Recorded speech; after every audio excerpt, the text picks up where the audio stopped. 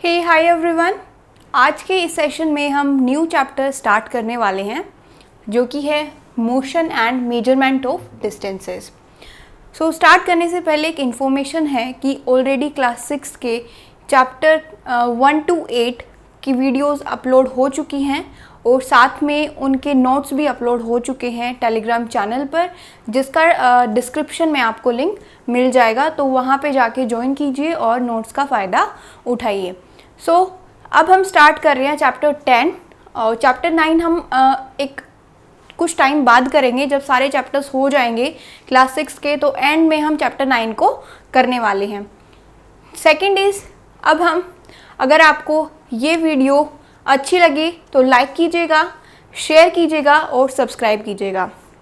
And if you don't know that aeroplane जो होता है वो किस प्रिंसिपल पे फ्लाई करता है और साथ में एरोप्लेन की डिस्कवरी किसने की थी, and third point is aeroplane जो है फिज़िक्स के अकॉर्डिंग कौन सा टाइप ऑफ मोशन फॉलो करता है, तो ये जानने के लिए वीडियो को एंड तक ज़रूर देखिए। स्टार्ट करते हैं। सबसे पहले हम देखेंगे यूनिट्स ऑफ मेज़रमेंट। मेज़रमेंट क्या होता है? किसी चीज़ को मापना, नापना, मतलब किसी चीज़ को मापने की यूनिट क्या होंगी।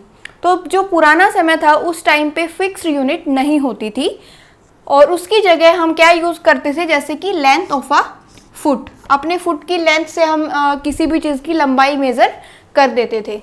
सेकंड ऑप्शन क्या होता था, हमारी जो फिंगर होती हैं उनकी विड्थ से हम किसी भी चीज़ को मेज़र कर लेते थे।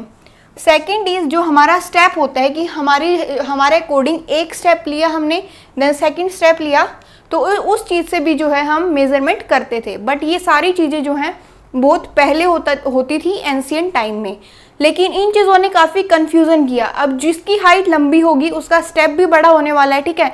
जिसकी हाइट छोटी होगी उसका स्टेप छोटा पड़ने वाला है। सो ये था confusing situation. So all over the world इस कन्फ्यूज़न को दूर करने के लिए एक सिस्टम इंट्रोड्यूस किया जाता है, that is international system of unit, जिसको हम बोलते हैं SI यूनिट। उसी के अंडर बुक में मेंशन किया गया है जो लेंथ है, लंबाई की SI यूनिट क्या है, मीटर है, ठीक है। ये हम देख चुके हैं। अब हम नेक्स्ट देखेंगे टाइप्स ऑफ मोशन। मोशन कितने टाइप्स का होता है। सो आई होप आपको ये क्लियर हो गया होगा। इसको हम रब करते हैं क्योंकि हमें साइड में एग्जाम्पल्स देखने हैं कि कौन सा मोशन किसके अंडर आता है।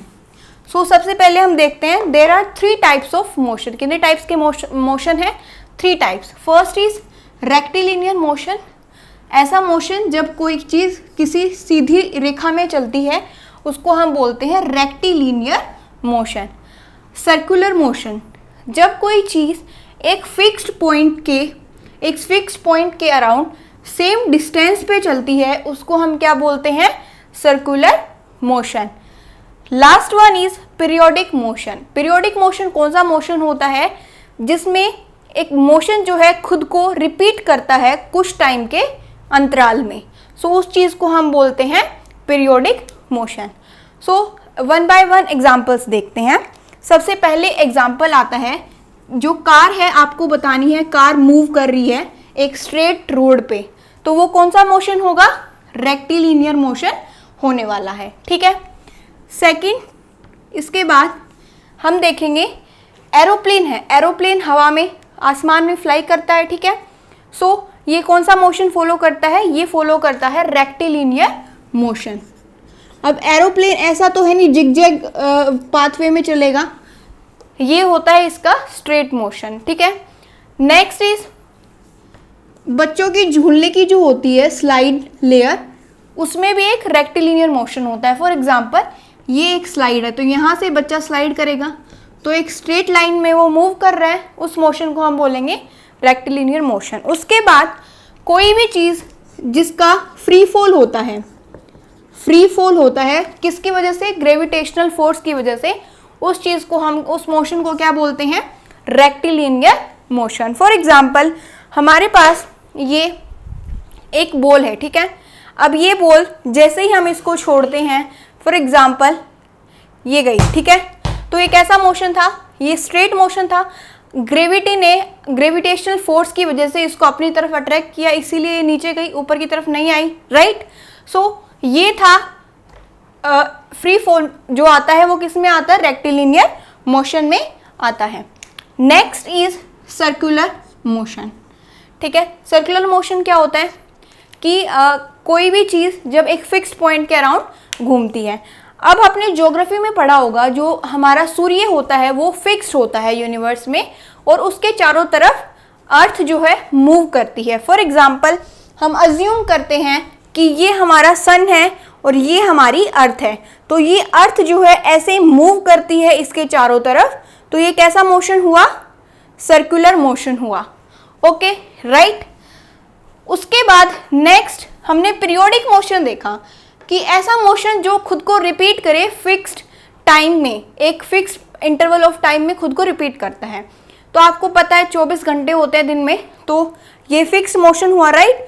तो जो ये मोशन होता है अर्थ का सन के अराउंड और मून का अर्थ के अराउंड, ये इन दोनों ऑप्शंस में आता है। ये सर्कुलर भी होता है और पीरियोडिक भी होता है। ठीक है, आपको समझ आ गया होगा आई होप। देखो ये हो गया हमारा सन। ओके, सन के अराउंड अर्थ मूव कर रही है, अर्थ के अराउंड जो हमारा ये हमारा चांद हो गया, मून हो गया, ये इसके अराउंड मूव कर रहा है। तो ये कैसा मोशन हुआ, सर्कुलर भी होगा और पीरियोडिक भी होगा। उसके बाद नेक्स्ट सर्कुलर मोशन क्या हो सकता है। अब अपनी डेली लाइफ में सोचिए, जैसे आप गोल चक्कर आता है ड्राइविंग करते हुए हम कहीं जाते हैं, तो जो राउंड अबाउट आता है रोड पे कि ऐसे घूम के फिर रोड आता है, या फिर ऐसे घूम के फिर यहाँ से रोड जाता है, तो ये जो राउंड अबाउट होता है ये भी कौन सा मोशन होगा, सर्कुलर मोशन होने वाला है। Next periodic motion. Periodic motion का एक एग्जांपल हम ऑलरेडी देख चुके हैं। ठीक है, अर्थ का मूव करना सन के अराउंड और मून का मूव करना अर्थ के अराउंड, ये हो गया हमारा पीरियोडिक मोशन। और इसमें दूसरा ऑप्शन आता है, दूसरा एग्जांपल आता है पेंडुलम। पेंडुलम की जो मूवमेंट होती है वो भी कैसी होती है, पीरियोडिक होती है। अब आपके लिए एक क्वेश्चन ये है कि पीरियोडिक मोशन और सर्कुलर मोशन में डिफरेंस क्या है। सबसे पहले जितने भी सर्कुलर मोशंस होते हैं, all circular motions are periodic in motion. ठीक है, बट हर एक पीरियोडिक मोशन जरूरी नहीं है कि वो सर्कुलर में होगा।